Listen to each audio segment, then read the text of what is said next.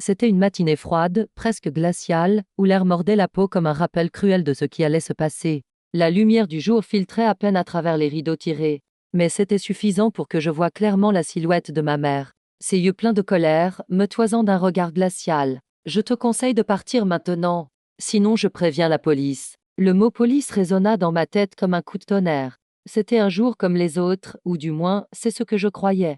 Mais en réalité, c'était le jour où tout allait changer. J'avais 28 ans et pour la première fois de ma vie, je me tenais devant ma famille, prête à revendiquer ce qui m'était dû, ce qu'ils m'avaient toujours refusé. Je n'avais plus rien à perdre. Ma mère m'avait toujours traitée comme une étrangère dans la maison familiale. Elle m'avait fait sentir que j'étais invisible, que je n'étais rien, que mes rêves ne valaient pas la peine. Mes parents m'avaient évité, ignoré, et il y avait toujours ce murmure derrière mes jambes, des conversations cachées qui se taisaient dès que je m'approchais. Aujourd'hui, c'était différent. Aujourd'hui, j'avais un atout secret, un document que j'avais trouvé dans le vieux coffre de la maison. Un document qui allait non seulement prouver que j'étais l'héritière légitime de cette maison, mais aussi que mes parents avaient manipulé l'héritage en faveur de ma sœur, Julie, depuis des années. J'avais un avocat désormais, et un plan en tête. J'avais mis des années à économiser, des années à me préparer en silence. Mais aujourd'hui, il ne s'agissait pas de l'argent ou de la maison.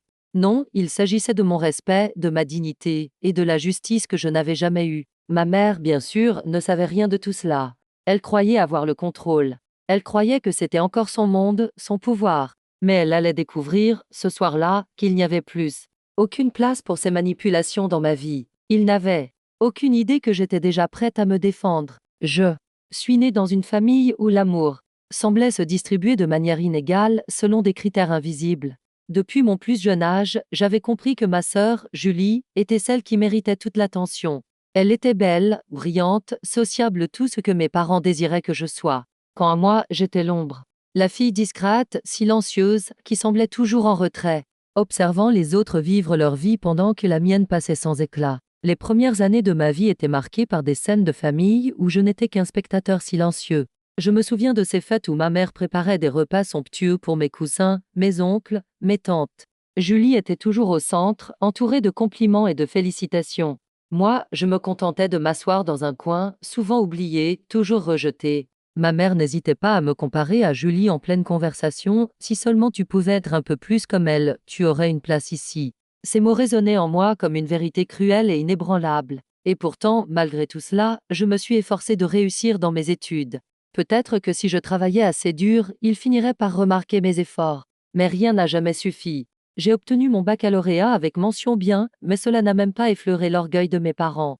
Au lieu de cela, c'était toujours Julie qui recevait les félicitations. Elle était l'étoile montante de la famille, et moi, l'enfant de l'ombre. J'ai décidé de partir pour mes études à Paris, loin de leur regard dédaigneux, loin de leur indifférence. Là, j'ai commencé à comprendre ce qu'était vraiment la liberté.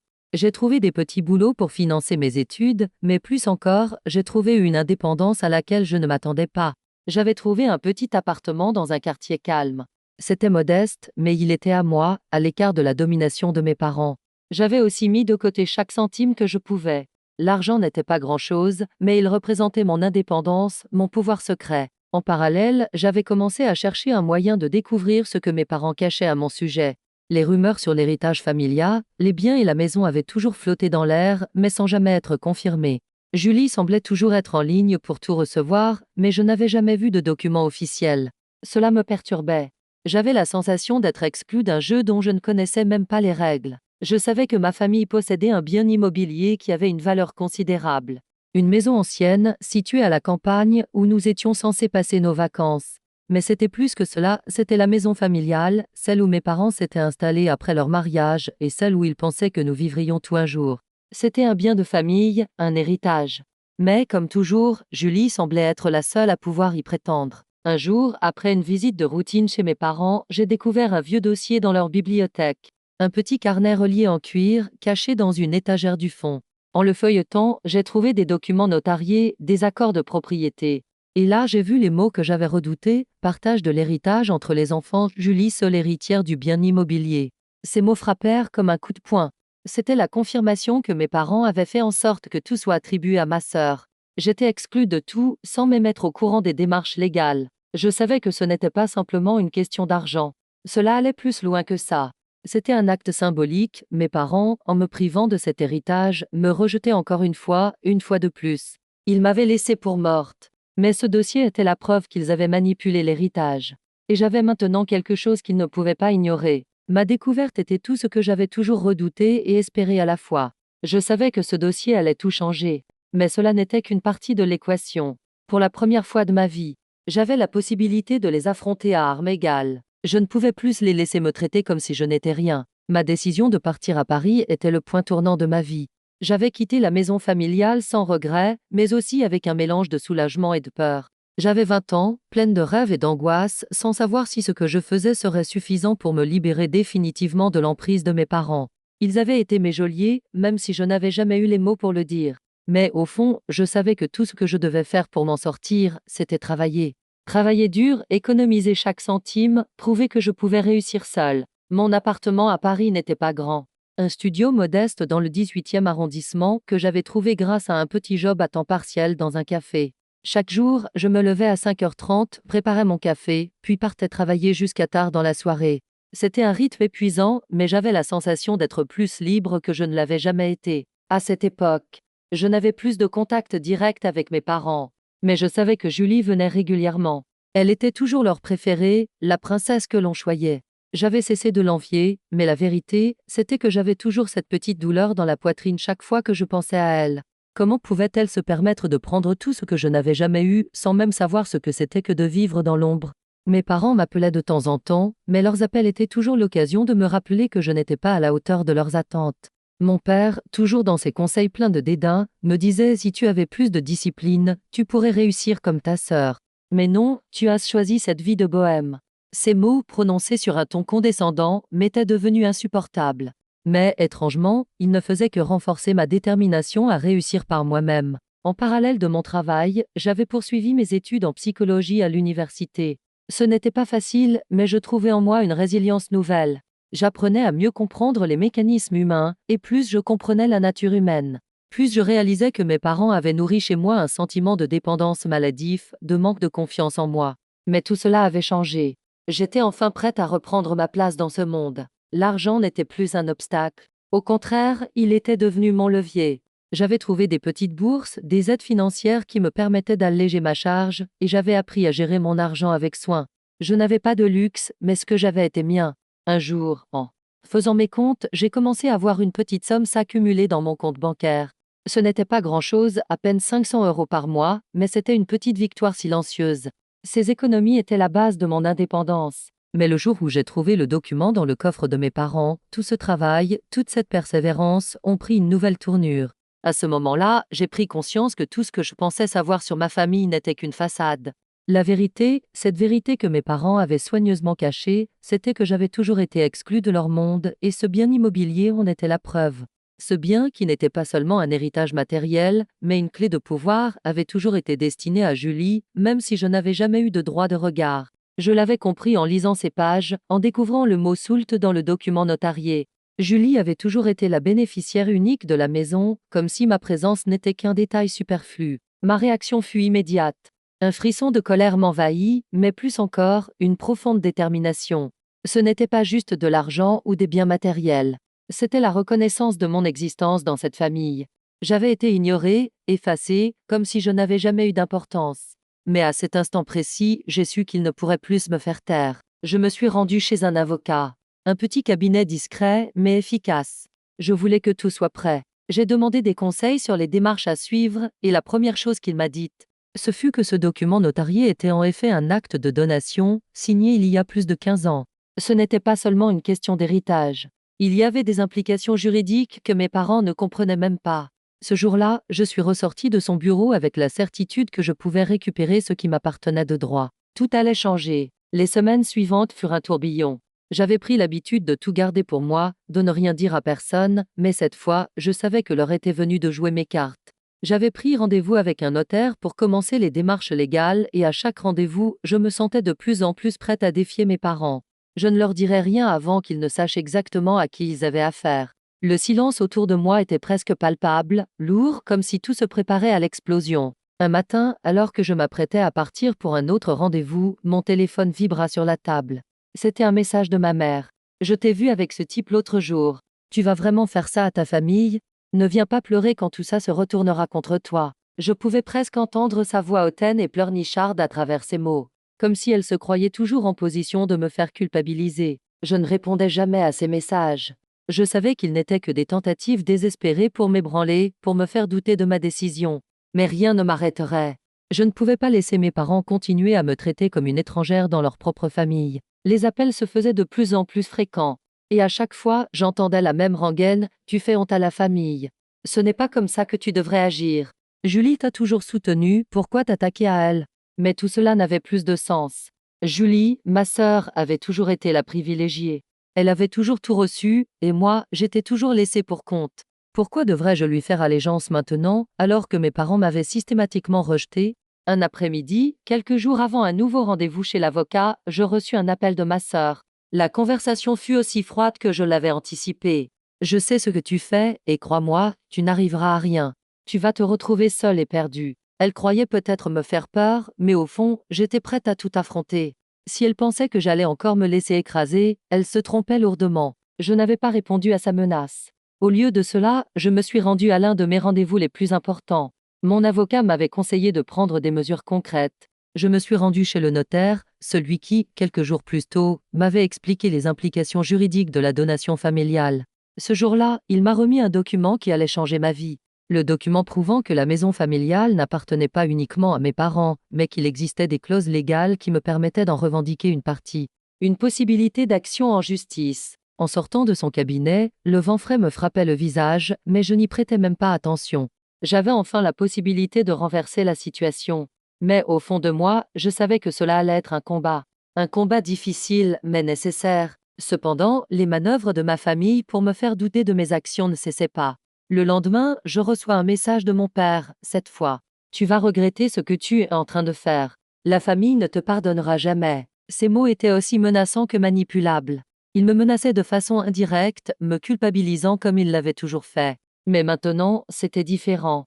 Je savais que ce qu'il disait n'était rien d'autre qu'un dernier essai pour me faire reculer. Je n'allais pas me laisser faire. Le vent soufflait plus fort maintenant, comme un reflet de la tempête intérieure qui grandissait en moi.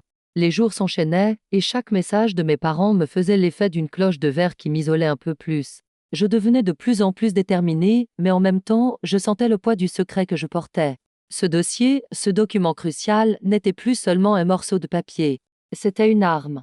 Une arme dont j'allais me servir pour enfin obtenir ce qui m'était dû, pour récupérer tout ce qu'il m'avait pris pendant des années. Mais tout n'était pas aussi simple. Ma mère, plus manipulatrice que jamais, s'était mise à jouer ses dernières cartes. Elle savait comment me faire douter, comment m'atteindre là où ça faisait mal. Un soir, alors que je rentrais d'une journée de travail particulièrement longue, je trouvai une lettre posée sur ma porte. Elle ne venait pas de l'avocat. Non, c'était de ma mère. Dans l'enveloppe, il y avait simplement un mot: si tu fais ça, tu détruis la famille. Rien de plus. Seulement cette phrase.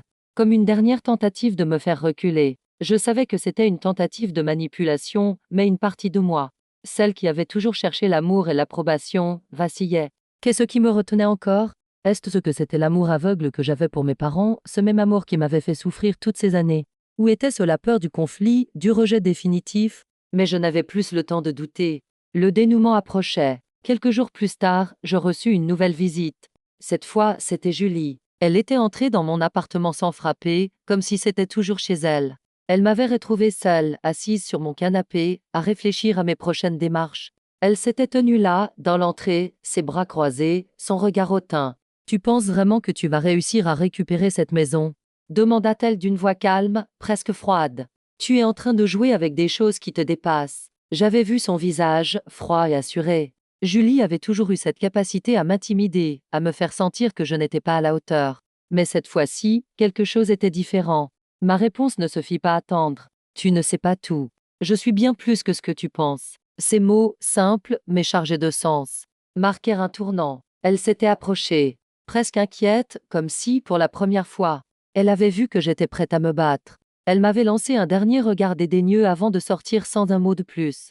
Mais au fond, j'avais compris, elle savait que le jeu était déjà en train de changer. Je n'étais plus la petite sœur faible et invisible. J'étais désormais celle qui avait pris le contrôle. Les jours suivants furent cruciaux. Mon avocat m'avait dit qu'il fallait agir rapidement. Le notaire avait prévu un rendez-vous pour signer les actes qui permettraient de remettre la maison dans un cadre légal, où mes parents ne pouvaient plus la garder pour eux seuls. Je savais qu'il ne restait plus beaucoup de temps avant que ma famille n'essaie de tout annuler. Leur tentative de manipulation devenait de plus en plus pressante, mais j'avais la sensation que tout ce que je faisais me rapprochait un peu plus de la liberté. Je n'étais pas seule à ce moment-là.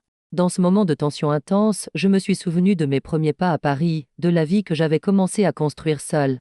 J'avais traversé tant d'épreuves pour arriver là. Mais maintenant, je n'étais plus une simple spectatrice de ma propre vie. J'étais prête à défendre mon droit d'exister, à défendre ce qui m'appartenait. Et puis, ce message arriva. Un simple SMS de l'avocat, le rendez-vous est fixé pour demain matin. 10 heures. Tout est prêt. Le moment était enfin venu. Le matin était étrangement calme. Comme si l'air lui-même retenait son souffle avant l'explosion. La lumière douce du matin filtrait à travers les rideaux, créant une atmosphère presque irréelle, en contraste avec l'agitation intérieure qui me dévorait. Je me tenais devant le miroir, regardant mon reflet. C'était comme si, à cet instant précis, je pouvais voir toute la souffrance, toute la douleur accumulée pendant ces années. Mais plus encore, je voyais une femme forte, une femme prête à se battre pour sa place dans ce monde. Je n'avais pas dormi la nuit précédente. Je savais que cette journée serait déterminante. Ce rendez-vous chez le notaire, ce simple acte, allait mettre fin à des années de manipulation et d'injustice. Ce matin-là, je n'avais pas peur. La peur, je l'avais laissée derrière moi depuis bien longtemps. Aujourd'hui, je marchais avec une détermination que je n'avais jamais connue. Le monde autour de moi semblait tout à coup plus lumineux, comme si la vie elle-même m'offrait un dernier cadeau avant de changer pour toujours. Je suis arrivée au notaire une dizaine de minutes avant l'heure du rendez-vous. L'odeur du vieux cuir des fauteuils, l'odeur du bois ciré dans son bureau, m'apaisait étrangement.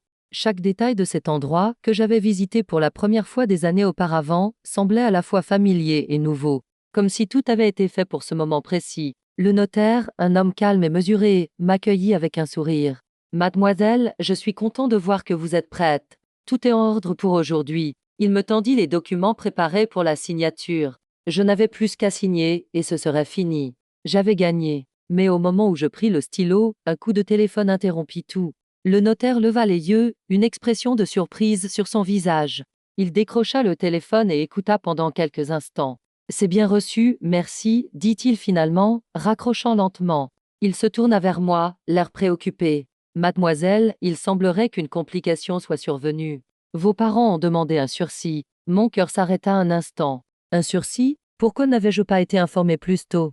Cette simple phrase, presque anodine, me plongea dans une nouvelle réalité. Mes parents étaient toujours capables de manœuvrer, même maintenant. Mais je ne pouvais pas reculer. Pas après tout ce que j'avais traversé. Le notaire ajouta, ils veulent discuter des termes, revoir certaines clauses. Vous comprenez, c'est un héritage important. Je pense que vous devriez vous préparer à un affrontement. Je savais que ce moment finirait par arriver. Mais j'étais prête. Une fois pour toutes. Je veux aller jusqu'au bout, répondis-je d'une voix ferme. Nous signons aujourd'hui. Le notaire acquiesça, mais il savait que la bataille allait être longue. Nous avions atteint un point de non-retour. Un moment crucial où tout allait basculer. C'est alors qu'un second coup de téléphone survint et cette fois, c'était un message pour moi. Je n'avais pas eu le temps de voir qui l'envoyait, mais mes mains tremblaient en lisant « Ta mère a contacté le notaire. Elle ne veut pas signer, elle menace de tout annuler. » Le message venait de l'avocat. Je savais que mes parents tenteraient encore une fois de m'intimider. Mais je n'avais plus de doute. Je n'étais plus celle qui fuyait les conflits. Je n'étais plus la petite fille perdue. Je n'avais plus de temps à perdre avec leurs menaces. Je pris une profonde inspiration, mes mains serrant les documents devant moi. La situation était tendue, presque irréelle. Mes parents avaient toujours pensé qu'ils contrôlaient tout, qu'ils avaient toujours la main sur moi. Mais aujourd'hui, tout ça allait changer. Je n'étais plus une spectatrice passive dans leur jeu. Je savais qu'ils s'attendaient à ce que je recule, à ce que je sois intimidée, mais je ne pouvais plus les laisser dicter ma vie. Le notaire m'observait silencieusement, attendant ma décision. Son regard était calme, mesuré, mais je pouvais déceler une lueur d'inquiétude. Il savait que ce n'était pas une simple affaire de signature. Il comprenait, comme moi, que cet acte allait créer une rupture définitive. Ce n'était plus seulement une question d'héritage, mais de pouvoir, de contrôle. La signature n'était pas juste un simple geste administratif. C'était le point de non-retour. Je me levai alors, mon regard déterminé fixé sur les documents posés devant moi. Tout avait été soigneusement préparé. Les clauses étaient claires, mes droits étaient enfin reconnus. Ce n'était plus un rêve, c'était une réalité juridique. J'avais tout ce qu'il me fallait pour reprendre ce qui m'appartenait. Je tendis la main pour prendre le stylo, prêt à apposer ma signature. C'était une simple action, mais chaque mouvement me semblait lourd de sens. Comme si, en un instant, ma vie allait prendre un tournant décisif. Je signai d'un coup sec, puis je laissai le notaire examiner les documents une dernière fois. À ce moment-là, un bruit soudain me fit sursauter. La porte s'ouvrit brusquement et je vis une silhouette familière dans l'encadrement.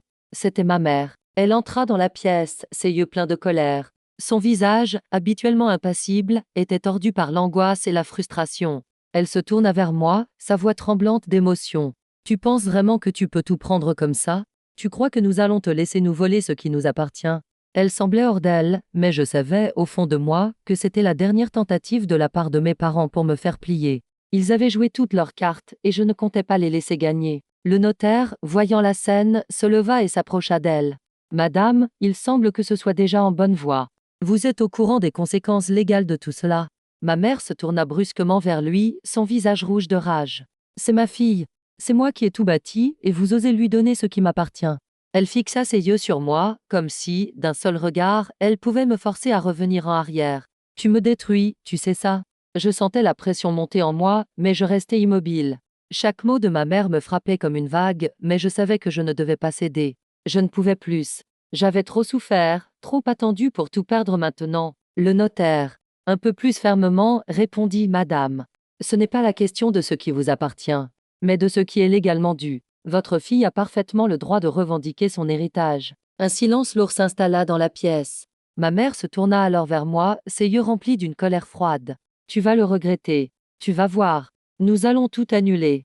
Je vais m'assurer que ce ne soit jamais validé. » Elle savait qu'elle n'avait plus de pouvoir, mais elle n'arrivait pas à l'accepter. Elle était prête à se battre, mais je savais que ce n'était plus son combat. C'était le mien. Je me tournai vers le notaire, mes lèvres se resserrant dans un sourire discret. « Je veux que tout soit finalisé aujourd'hui. Aucune autre discussion. » Le notaire hocha la tête, signifiant que la procédure allait continuer. Il se tourna vers ma mère, lui tendant les documents pour signature. « Madame, si vous refusez de signer, cela sera un refus formel, et le jugement sera exécuté selon les lois en vigueur. » Ma mère s'arrêta, hésita, avant de se tourner vers la porte. Elle n'avait plus de pouvoir ici. Elle savait que l'issue de cette confrontation était inéluctable. Elle n'était plus maître du jeu. Alors qu'elle s'éloignait dans le couloir, je me sentis envahi par un sentiment de libération. C'était fini. Non seulement j'avais récupéré ce qui m'appartenait, mais je venais de reprendre le contrôle de ma vie, une fois pour toutes. Le silence après le départ de ma mère était lourd, presque irréel. Le notaire, un homme d'une grande réserve, signala les derniers documents nécessaires, mais je n'arrivais pas à détacher mon esprit de ce moment. Cela faisait des années que j'attendais ce jour. J'avais fait face à mes parents, j'avais pris ce qui m'appartenait, et pourtant, il y avait une part de moi qui se sentait vide. Non pas par culpabilité, mais par la prise de conscience brutale de ce que ce combat avait impliqué, la fin définitive de ma relation avec eux. Je sortis du cabinet du notaire avec les papiers en main, mon cœur battant dans ma poitrine. Il faisait encore jour, mais le soleil semblait plus doux, comme si la lumière elle-même s'adaptait à mon changement intérieur. Je pris un moment pour respirer profondément. J'avais du mal à y croire. Tout ce que je venais de vivre, toutes ces années d'humiliation et de rejet, semblait soudainement n'être que des souvenirs lointains. Le notaire m'avait expliqué que la signature des actes serait enregistrée dans les jours suivants. L'héritage était désormais officiellement partagé. La maison familiale, qui m'avait été refusée depuis toujours, était maintenant une partie de ma vie. Non pas parce que j'en avais besoin, matériellement, mais parce que c'était le symbole de ma victoire. Le symbole de ce que j'étais devenu. Je pris la route, sans but précis, mes pensées tourbillonnant autour de cette grande victoire. Mais il y avait un vide que je n'avais pas anticipé. J'avais pris ce qui m'appartenait, mais je savais aussi que rien ne pourrait réparer les années de souffrance que mes parents m'avaient infligées. Je ne ressentais ni joie pure, ni vengeance, seulement un étrange sentiment de libération mélangé à de la tristesse. Une tristesse douce, comme si, à cet instant, je comprenais que la vie que j'avais rêvée avec mes parents, cette vie où nous serions une famille unie, était définitivement derrière moi. Ce soir-là, je suis rentré chez moi. Le studio que j'avais aménagé à Paris n'était pas grand, mais c'était mon havre de paix. Il n'y avait personne d'autre. Aucun bruit. Je me laissais tomber sur le canapé, épuisé, mais en même temps rempli d'une énergie nouvelle. Ce moment m'appartenait. Le lendemain matin, le téléphone vibra. Un message. Ma mère. Tu m'as détruite. C'était tout. Pas d'excuses, pas de regrets. Juste un message froid, brutal. Une dernière tentative pour me faire culpabiliser. Mais je savais qu'elle n'avait plus de prise sur moi. Elle ne pouvait plus rien me faire. J'avais enfin repris le contrôle. Le notaire m'informa plus tard que la procédure était désormais terminée.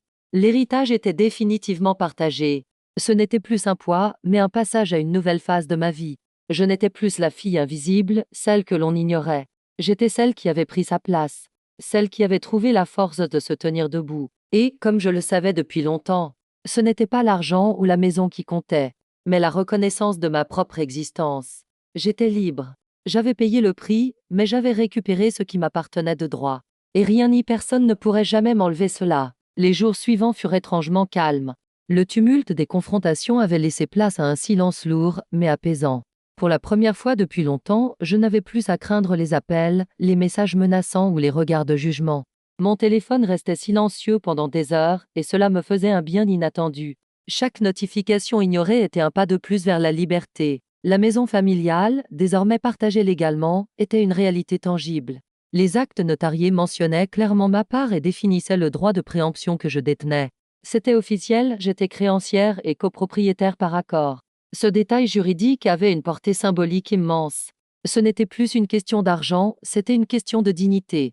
Je pouvais désormais marcher dans cette maison sans me sentir comme une intruse, sans que mes parents puissent me dire que je n'y avais pas ma place. Mais ce n'était pas seulement la maison. Tout ce processus avait modifié la dynamique familiale. Julie, ma sœur, avait finalement compris que ses privilèges n'étaient plus garantis. Même mes parents semblaient mesurer pour la première fois la portée de mes actions.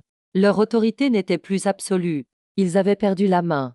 Ce n'était pas une victoire éclatante, mais un changement subtil et irréversible. Avec cette nouvelle liberté venait la responsabilité. Je décidai de quitter Paris pour quelques semaines et de m'installer temporairement dans la maison familiale. Je voulais comprendre, explorer cet espace que j'avais enfin le droit de fréquenter. Chaque pièce portait des souvenirs, certains heureux, d'autres douloureux, mais maintenant, je pouvais les affronter sans crainte. La chambre de mon enfance, le salon où mes parents me faisaient souvent sentir invisible, chaque détail avait changé de sens. Désormais, j'y étais légitime. Une fois installée, je pris le temps de revoir mes comptes et mes économies. L'indépendance financière que j'avais cultivée depuis mes études était devenue un véritable levier. Je me sentais capable de gérer ce patrimoine et de prendre des décisions en toute autonomie. Le notaire m'avait même conseillé sur quelques options pour sécuriser ma part, reconnaissance de dette, soult éventuelle, et clause claire pour éviter toute contestation future. Tout était en ordre, prêt à protéger ce que j'avais gagné. Cette étape marqua aussi un début symbolique, ma réconciliation avec moi-même.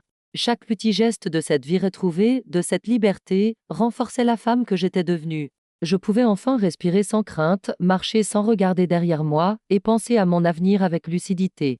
Mon regard se posa sur les fenêtres, et je me rendis compte que la lumière qui filtrait n'était pas seulement celle du soleil, mais celle d'une vie que j'avais conquise seule. Le soir, alors que je m'asseyais sur le canapé, je reçus un dernier message. Simple, court, je ne comprends pas comment tu as fait. Monsieur, ma mère. Une tentative tardive de renouer ou seulement un aveu de défaite, peu importait. Je n'avais plus besoin de son approbation. Je savais que la paix venait de l'intérieur. Je pouvais enfin avancer, bâtir ma vie et mes projets, sans dépendre du regard de quiconque. Alors que la nuit tombait, je sentis un calme profond m'envahir. Cette maison, cet héritage, n'était plus simplement des biens matériels, il symbolisait ma liberté, ma légitimité, ma force. Les combats étaient terminés, mais la vie, elle, commençait réellement. J'avais franchi le seuil d'une existence où je n'étais plus jamais invisible. Il est étrange de constater à quel point on peut changer en l'espace de quelques mois. Quand j'y repense, je réalise que ma vie n'a plus rien à voir avec celle que j'imaginais il y a encore un an. Chaque décision que j'ai prise, chaque pas que j'ai fait pour arriver jusqu'ici, m'a mené vers ce moment de paix que je ressens aujourd'hui. Un calme profond et inattendu. La confrontation, l'angoisse de l'injustice, l'échec familial, tout cela appartient désormais au passé. Ce que je suis devenu, ce que j'ai construit, ne me définit pas par ce que mes parents ont voulu que je sois. Ce n'est pas la maison, ni l'argent, ni même la reconnaissance légale qui me rend forte. C'est la manière dont j'ai appris à prendre soin de moi, à me respecter et à ne jamais, plus jamais, laisser quelqu'un d'autre me définir. Ma famille, dans toute sa complexité, ne m'a jamais permis de m'épanouir. Mais aujourd'hui, je comprends que, même dans leur rejet, j'ai trouvé la force de me faire une place. La liberté n'est pas simplement une question d'indépendance matérielle, c'est d'abord une conquête personnelle. J'ai appris à me libérer des chaînes invisibles, de ces attentes qui pesaient sur mes épaules depuis si longtemps. Ce combat, ce n'était pas seulement pour une maison ou un héritage. C'était pour mon droit à exister pleinement, sans qu'aucun jugement extérieur ne vienne ternir mon image. Je suis prête à avancer avec cette certitude tranquille que je peux désormais choisir ma propre voie. Et même si les cicatrices ne disparaîtront jamais complètement, je sais que, aujourd'hui, je suis fier de qui je suis devenu. Parce qu'à la fin, la véritable victoire, c'est de se tenir droit face à soi-même. Et d'accepter que la seule personne qui mérite d'être fière de nous, c'est nous-mêmes.